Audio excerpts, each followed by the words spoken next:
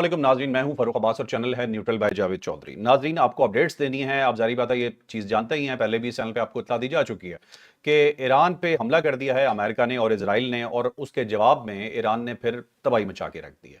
ठीक ठाक किस्म के हमले किए हैं और ये कहाँ कहाँ हमले हुए हैं ये भी आपको बताएंगे, लेकिन ऑन द होल आपको ये बता दें कि अमेरिका की बेसिस जिधर जिधर मौजूद हैं, इस दफ़ा उन्होंने कोई फेस सेविंग अमेरिका को नहीं देनी है। उन्होंने अमेरिका पे खुल के अटैक कर दिया ईरान ने, और ईरान कह रहा है कि हम इसको जारी रखेंगे।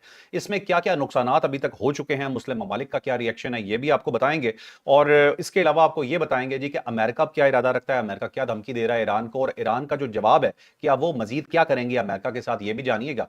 तल अबीब गूंज उठा है। इस वक्त हालात ये हैं कि पूरा इजराइल बंकर्स में जा चुका है और शायद ईरान ने यह सोच लिया है कि इस दफा इन्हें सांस नहीं लेने देना। जंग यकीनन मुश्किल है, ऐसा नहीं है कि जंग कोई बहुत आसान होगी। ईरान अकेला लड़ रहा है लेकिन बहुत बहादुरी से लड़ रहा है। और बहरहाल हमारे जो मुस्लिम ममालिक हैं उनके किरदार पर भी बहुत सारे सवालात उठ गए हैं। आप पहले तो यकीन माने एक अच्छी चीज थी कि सब ने इस चीज की मजम्मत की कि ईरान के ऊपर अटैक हुआ है, लेकिन जब ईरान ने जवाब दिया तो मुस्लिम ममालिक के जो बयानात थे वो थोड़ा सा इस तरह के हो गए कि जिनके ऊपर सवालात उठते हैं। कुछ लोग उसे जस्टिफाई कर रहे हैं कि वो सही कह रहे हैं, लेकिन कुछ लोग कह रहे हैं कि ईरान करे क्या। तो ये एक अजीब सी डिटेल है, ये आप जानिएगा। एक बड़ी कॉम्प्लेक्स सिचुएशन है। पहली बार ईरान ने अपनी स्ट्रेटजी चेंज की है और कुछ और तरीके से चीजों को लेकर चल रहा है। फिर आपको बताएंगे पाकिस्तान और अफगानिस्तान की जंग का अहवाल, कि पाकिस्तान ने अभी तक अफगानिस्तान की कितनी तबीयत साफ कर दी है। आपको फुटेजेस भी देखने को मिलेंगी जहां आपकी पाक अफवाज ईरान की सरहद में ये अफगानिस्तान की सरहद में दाखिल हो गई हैं।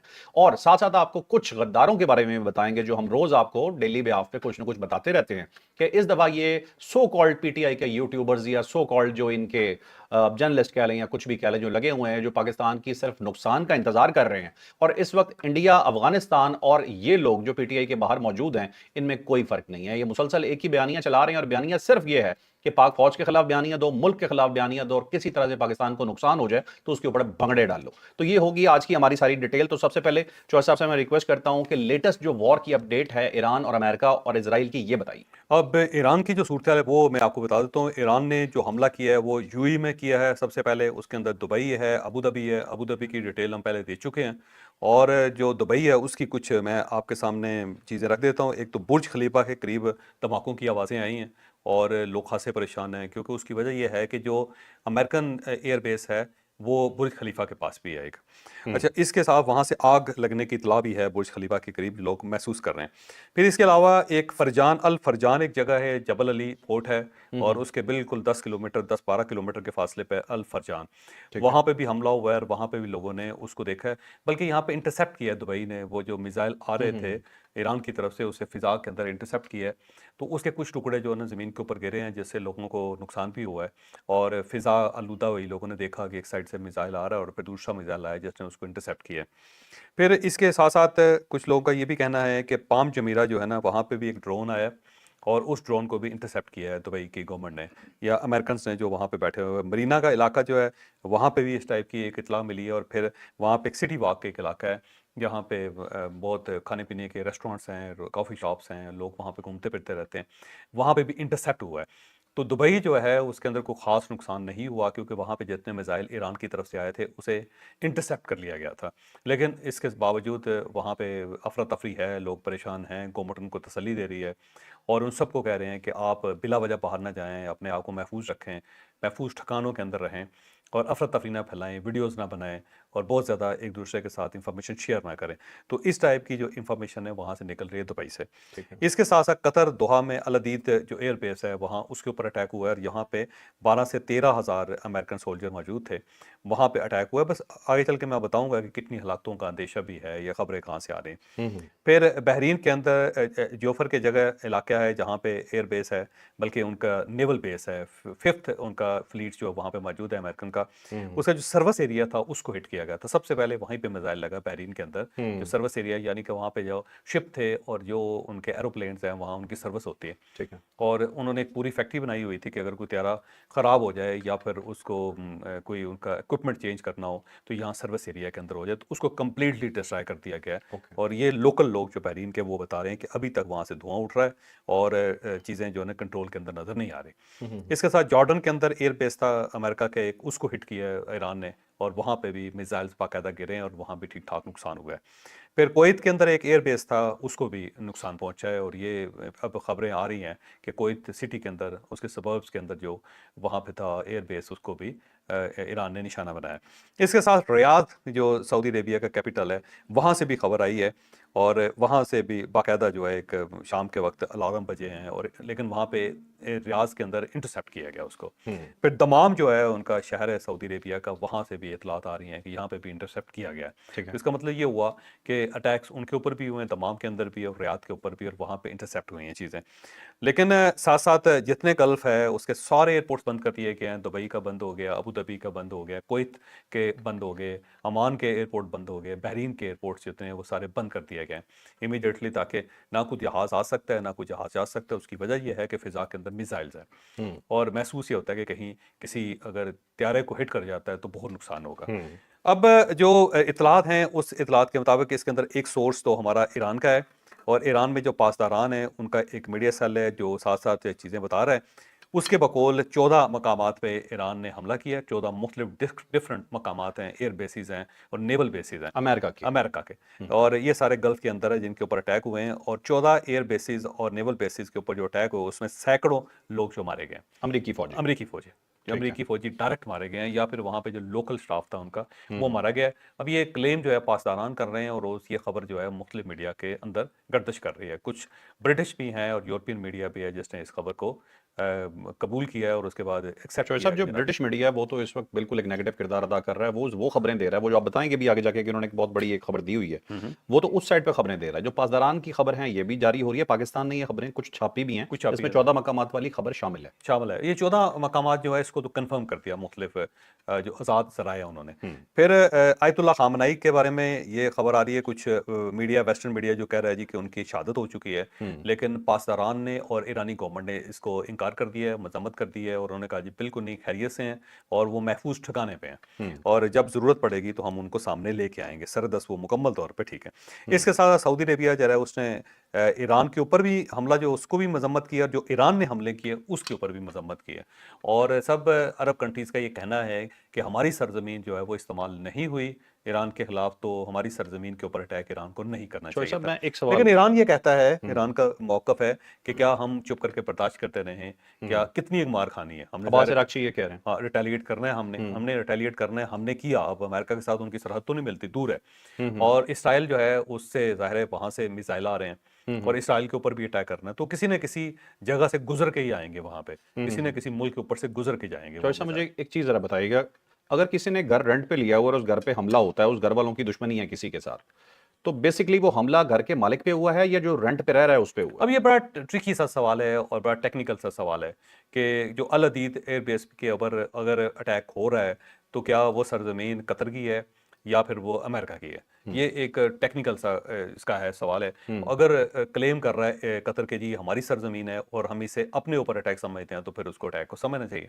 हम्म। और अगर उसके ऊपर कतर खामोश रहता है हम्म। और अमेरिका ये कहता है कि जी हमारे ऊपर हमला हुआ है, हम इसका जवाब देंगे, तो फिर ये कतर के ऊपर अटैक नहीं है। कतर तो कह रहा है कि हम जवाब रिस्पांस का जो हक रखते हैं। हाँ रिस्पांस जो है ना वो सब कुछ तय करता है। तो अगर कतर ये कह रहा है तो फिर इसका मतलब ये होगा कि कतर इसको ओन करता है कि ये हमारा है और ये इसके ऊपर जितने लोग रह रहे हैं वो हमारे हैं, फिर उनको अमेरिकन ना कहें वो फिर। ठीक लेकिन है। ज़ाहिर ट्रिकी सी सूरत हाल है जो आने वाले दिनों में फिर क्लियर होगी कि क्या वो कतर की सरजमीन थी या फिर वो अमेरिकन सरजमीन थी। हम्म। इसके साथ साथ ईरान का एक शहर है मनाब, और उस शहर के अंदर स्कूल की बच्चियां थी, स्कूल के ऊपर अटैक हुआ है। शजरा तैयबा स्कूल का नाम है, ये खवातीन बच्चियों का स्कूल था। इसके ऊपर जब हमला हुआ इसराइल की तरफ से या अमेरिका की तरफ से तो 53 बच्चियां शहीद हो गई हैं और 63 इस वक्त जख्मी हैं, जो बहुत ही अफसोसनाक सूरत हाल है और लोग उसके ऊपर बहुत ज़्यादा दुखी हैं।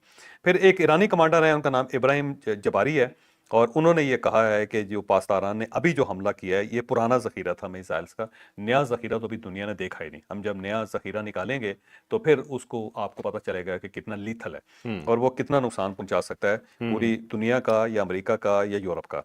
इसके साथ साथ जो एक बरतानवी अखबार है और उसने ये क्लेम किया है कि पाकपुर जो कमांडर इन चीफ थे पासदारान के, वो शहीद हो गए हैं।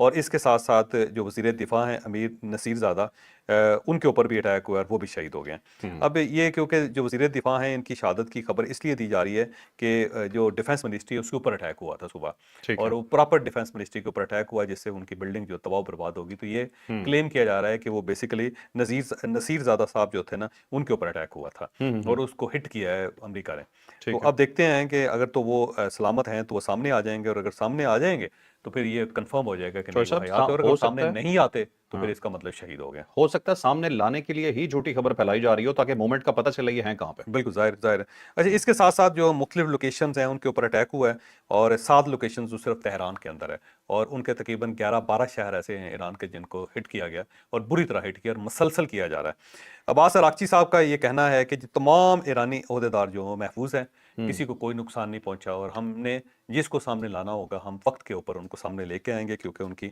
जो आईडी है या उनकी जो लोकेशन है हम उसको दुनिया के सामने नहीं रख सकते। चौधरी साहब वो तकरीबन का वर्ड यूज कर रहे हैं, मतलब कुछ तकरीबन नुकसान है। कुछ डेफिनेटली नुकसान है, इसमें कोई शक नहीं, कोई हम्म। शक नहीं। दूसरा, अब्बास अरागची ने एक दलील दी है, उसने कहा जी जब हमारे ऊपर हमला हो रहा है तो हम उसको आराम से बैठ के बर्दाश्त नहीं कर सकते, हमने रिटेलिएट करना ही करना है, एक जिंदा कौम जो है, उसने रिटेलिएट करना ही करना है। हम सारे को बतख तो है नहीं कि हमारे ऊपर हम्म। हमला होगा तो चुप करके बैठ जाएंगे। हम्म। तो ये उनका आर्गूमेंट बिल्कुल ठीक है। ज़ाहिर है अगर वो हमले को बर्दाश्त करेंगे तो कहाँ तक बर्दाश्त करेंगे, हम्म। ये बात उनकी दुरुस्त है। वो दुनिया को इस चीज़ को अंडरस्टैंड करना पड़ेगा कि हम्म। अगर एक मुल्क के ऊपर हमला हो रहा है तो क्या वो चुप करके बैठ जाए, वो जवाब ना दे, और अगर हम्म। जवाब नहीं देता तो क्या करे वो, है? बिल्कुल सही। अच्छा, इसी तरह बरतानिया की एक खबर है, उन्होंने कहा जी सीनियर कमांडर्स जो हैं पासदारान के वो, और जो कुछ सियासी हुकाम हैं उनकी शहादतें हुई हैं, वो दुनिया से रुखसत हुए हैं इस हम्म। हमले के अंदर। लेकिन कितने, ये बरतानवी मीडिया ने इसको क्लियर नहीं किया। हम्म। दूसरा, ईरान की तरफ से जो जवाब दिया जा रहा है उसका उन्होंने टाइटल अनाउंस कर दिया, और उसका टाइटल है ऑपरेशन वादा सादक फोर्थ, हम्म। यानी चौथा ये अटैक है जो उन्होंने किया। इससे पहले 3 अटैक उन्होंने इसराइल के ऊपर किए थे जो पिछली हम्म। जंग हुई थी, तो इसको चौथा वो हमला डिक्लेयर कर रहे हैं। और साथ साथ डोनाल्ड ट्रंप जो है उन्होंने कहा जी जो ईरान की मिसाइल इंडस्ट्री है उसको मुकम्मल तौर पे ख़त्म कर देंगे, हम्म। ये हमारा फैसला है और हम कर देंगे। और दूसरा, लेकिन ईरान ने उसके जवाब में ये कहा है कि इस जंग का इख्तिताम जो होगा वो ईरान के हाथ से लिखा जाएगा, हम्म। यानी इख्तिताम जो होगा वो ईरान करेगा। अच्छा चौधरी साहब आप एक और करें कि इस दफा जो ईरान पे जो टारगेट था ना अमेरिका या इजराइल का, वो एटम बम था ही नहीं। उन्हें पता था इनकी कैपेसिटी अभी नहीं है, छुप के कुछ कर रहे हैं तो अलग है, अदरवाइज बाहिर नहीं है।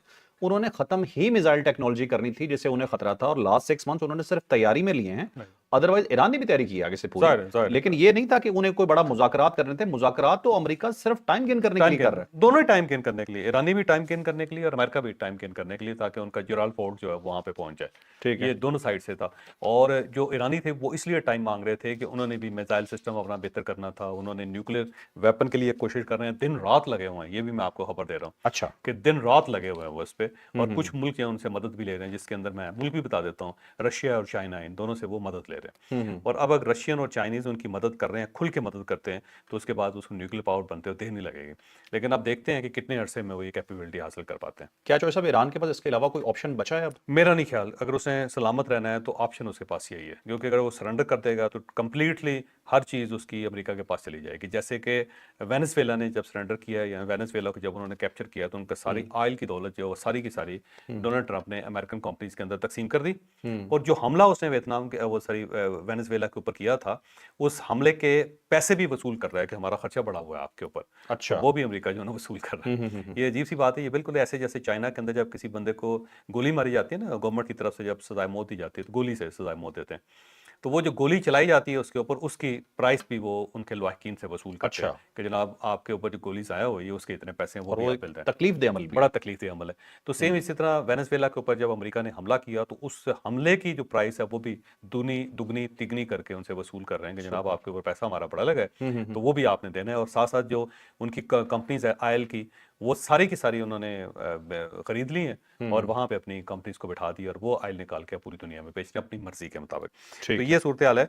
तो अब जाहिर है ऐसी सूरत हाल में ईरान ने तो अपने आप को महफूज रखना ही रखना है, क्योंकि यहाँ पे हमला भी होगा और फिर ईरान के तेल के ऊपर भी कब्जा होगा, और फिर ईरान जो होगा उससे तावान जंग भी वसूल किया जाएगा कि हमारा जलाल फोर्ट बड़ा दूर आया था, उसमें पेट्रोल का बड़ा खर्चा हो गया, या हमने तनख्वाहें अपने लोगों को बहुत दी हैं, या उनका साइकोलॉजिकली बड़ा लॉस हुआ है, तो ये करके इतने बिलियन डॉलर जो ना आपके ऊपर हमारा कर्जा भी है। ठीक है। तो जाहिर है फिर ईरान ने लड़ना ही लड़ना है, और उसके पास क्या ऑप्शन है? ऑप्शन क्या है उसके पास? ऑप्शन क्या बिल्कुल है? सही। इसके साथ साथ लेकिन अब्बास अरागची साहब की तरफ से एक बयान आया है कि ईरान जो है वो मुज़ाकरात के लिए तैयार है, लेकिन पहले अमेरिका और इसराइल को हमले बंद करने होंगे।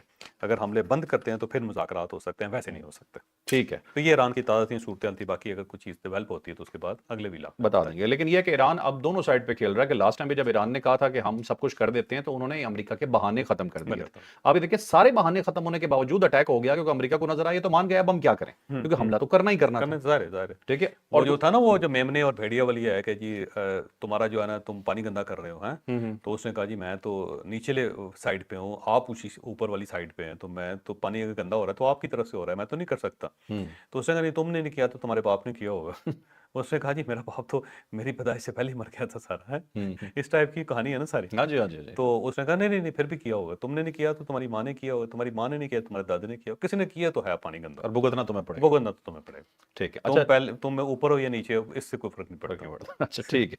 अच्छा, सब ईरान के यूथी बाहर आ गए, एक ये भी था दरमियान में। यार, वो जितने वो लोग थे जिन्हें तकलीफ थी वहां की हुकूमत से, वो सारे के सारे बाहर आके नाच रहे हैं, और लोग इसका कंपैरिजन कर रहे हैं कि खुदा न खास्ता पाकिस्तान को कभी नुकसान हो जाता पिछली जंग में, या कुछ भी ऐसा होता, तो ये हमारे यूथी भी ऐसे आके नाच रहे होते हैं। लेकिन उससे पहले मैं एक चीज क्लियर कर दूं यहाँ पे जॉर्ज साहब, जब भी जंग हुई है ना पाकिस्तान की आवाम इकट्ठी हो गई है।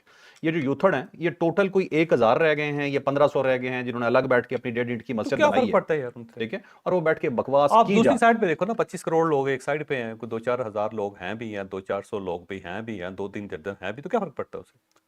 लेकिन तकलीफ ये होती है कि इनके पेट का बोझ नहीं जाता, हमें तो पढ़ के तकलीफ तो होती है ना कि अच्छी यार तुम बात है पाकिस्तानी हो। ये तो बड़ी ब्लेसिंग है अल्लाह ताला की, कि हमें पता चल रहा है कि किस किस के दिल में बुग़्ज़ है। हाँ, ये बात आपकी ठीक है, दुश्मन सामने आ रहा है। पहचाने जा रहे हैं, हाँ, दुश्मन पहचाने जा सामने रहे आ हैं। रहा है। तो ये तो सबसे, जैसे वो हुआ था ना, वो ग़ज़वा हुआ था, ग़ज़वा खंदक। तो उसमें से बहुत सारे लोग जो थे वो मुसलमानों का साथ छोड़ गए थे, जिन्हें बाद में मुनाफ़िकीन डिक्लेयर किया गया। तो वो जो ग़ज़वा था उसका सबसे बड़ा फ़ायदा ये हुआ कि जो मुनाफ़िकीन थे उनका पता चल गया। पता चल गया, तो बिल्कुल। इसमें भी अगर जो लोग अब एंटी पाकिस्तान है उनका पता चल रहा है तो बड़ी अच्छी बात है। इसमें नुकसान क्या है पाकिस्तान चोर साहब, ये देखें कि एक कुछ सपोर्टर हैं पीटीआई के या किसी सियासी जमात के, वो जैसे ही जंग होती है तो वो हैं तो पाकिस्तानी, वो अलग होकर पाकिस्तान वाली साइड पे आ जाते हैं। पाकिस्तान वाली साइड पे भी क्या कहना है कि मतलब वो तो अपने मुल्क के साथ हमेशा से खड़े होते हैं। सर, ये छोटा सा जो एक तबका है ना, ये जो डाई हार्ट उनका वर्कर है, या उन्हें कुछ भी आप कह लो, इनके ज़हन पोल्यूट हो चुके हैं। मैं आपको एक मिसाल देता हूँ, ठीक है। डॉक्टर मोहित पीरजादा, ठीक है, अच्छे सेंसिबल आदमी थे, मैंने आपको बताया कि मैंने उनके साथ काम भी किया हुआ है, मैं मुझे लगता था ठीक आदमी। लेकिन अब उन्होंने एक खबर दी जी कि वहां पे जी एक तैयारा गिरने की इत्ला है अफगानिस्तान में, और जब पाकिस्तानियों ने धुलाई की तो वो इतराज कर रहे हैं कि मैंने तो कहा था शायद तकनीकी खराबी से गिर गया होगा, तुम लोग तो मेरी बात को गलत ले रहे हो। उधर से वो पैराशूट वाली फुटेज वगैरह लगा रहे हैं सारे पीटीआई वाले, मोहित साहब, सारे लोग मिलके। जिसके अंदर एक बंदा स्लीपर पहन के ऊपर से छलांग लगा आप ही बताएं, आप बताएं वो क्या है, क्या है, जरा नहीं, बताइए। आप हाँ? ज्यादा बेहतर ठीक बताओ। है, वो एक सादा सा आदमी है कोई अफगानिस्तान का, जो एक खड़ा हुआ पैराशूट पहाड़ से के कूद ऊपर रहा है, से, पहाड़ के ऊपर से नीचे कूद भी बच्चे, क्या रहा है, घूमता हुआ नीचे गिर रहा है। ठीक है, नीचे बच्चे तालियां बजा रहे हैं। तालियां बजा रहे हैं, वो नीचे जाके उसके पैराशूट को उठा के बंद किया और कह रहे हैं ये पाकिस्तानी पायलट का पैराशूट है। एक पायलट की तस्वीर लगा रहे हैं, आपको पता है वो पायलट की 2005 में शहादत हो चुकी है, उस पायलट की, पाकिस्तान के एक ट्रेनिंग एयरक्राफ्ट के अंदर वो एयरक्राफ्ट गिर गया था पाकिस्तान में, बशीर समथिंग उनका नाम था, जो लेफ्टिनेंट थे वहां, पायलट थे उसके। वो उठा के तस्वीरें अफगानिस्तान लगा रहा है, और पीटीआई के ये गंदे अंडे ये सारे के सारे उसे सपोर्ट कर रहे हैं। ठीक है, मैंने कहा ये डिटेल अफगानिस्तान की तो जाने से पहले करने दें यार, क्या फर्क पड़ता है उससे, जो देखे बंदे लोग एक्सपोज हो रहे हैं। बहरहाल पाकिस्तान और अफगानिस्तान की सूरत की तरफ आते हैं। जो गजबुल हक है, गजबुल हक, ये जो हमारा ऑपरेशन है, गजबुल हक, गजबुल हक है, और उसके तहत पीएफ की कार्रवाइयां जो है मुसलसल जारी हैं। कंधार के ऊपर, नंगरहार के ऊपर दोबारा अटैक हुआ है, पाकिस्तान ने किया है। अफगान फौज का हेडक्वार्टर जो नंगरहार के अंदर है उसको मुकम्मल तौर पर तबाह कर दिया है। जो पहले 29 मकामात के ऊपर हमला हुआ था, अब वो मकामात 33 हो चुके हैं। 4 मकामात और इजाफा हुआ है। इसका मतलब ये हुआ कि जो हमारा पिछला भी इलाका था उसके बाद 4 और हमले हुए हैं। और इसके साथ साथ यूरोप की तरफ अगर जाएं हम, जो फोर्ट सेंटिमेंट पुराना ये बलोचिस्तान की तरफ है, वहां से जो अगर अफगानिस्तान की तरफ जाएं तो वहां पे अफगान चेक पोस्ट थी, उसके ऊपर भी पाकिस्तान ने हमला करके उसके ऊपर भी कब्जा कर लिया, उसको तबाह कर दिया। मिरान शाह की तरफ से भी जो चेक पोस्ट थी उसके ऊपर भी हमला किया पाकिस्तान ने। अब इसके साथ साथ किला सैफुल्ला जो है उसके अंदर से दरअंदाजी की कोशिश की गई है तालिबान की तरफ से, और पाकिस्तान ने उसको रोका है। और इसके साथ साथ जो अफगान पोस्टें हैं उनको भी खत्म कर दिया वहां से। 2 पोस्टें नहीं हैं। आला जिरगा थाना जो है उसके अंदर चेक पोस्ट थी, उसको खत्म किया गया। रहीम थाना के जो हदूद हैं उसके अंदर जो चेक पोस्ट थी उसको खत्म किया गया।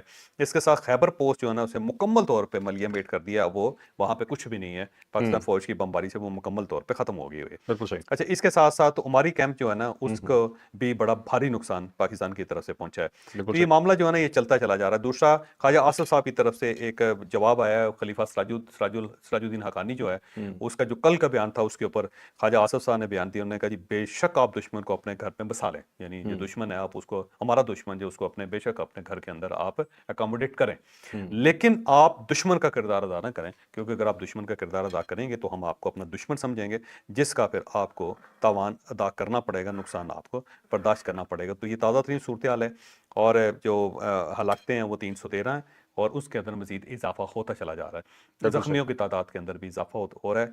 जो हमले हैं मुख्तलिफ मकामात पे 33 हो चुके हैं, और जो पोस्टें हैं वो मुसलसल पाकिस्तान के कब्जे में जाती चली जा रही हैं। पाकिस्तान की फौज दाखिल हो गई है अफगानिस्तान के अंदर। ये सबसे पहले हमने खबर आज से एक दिन पहले दे दी थी कि हमारी फौज जो दाखिल हो गई है। अब उसकी वीडियोस भी हैं। अब उसकी वीडियोस भी 70 किलोमीटर का इलाका है जिसके ऊपर पाकिस्तान ने कब्जा कर लिया हुआ। बिल्कुल सही है, 300 हलाकतें अब तक हैं और ये अपडेटिंग 300 स्टोरी है। हाँ जी।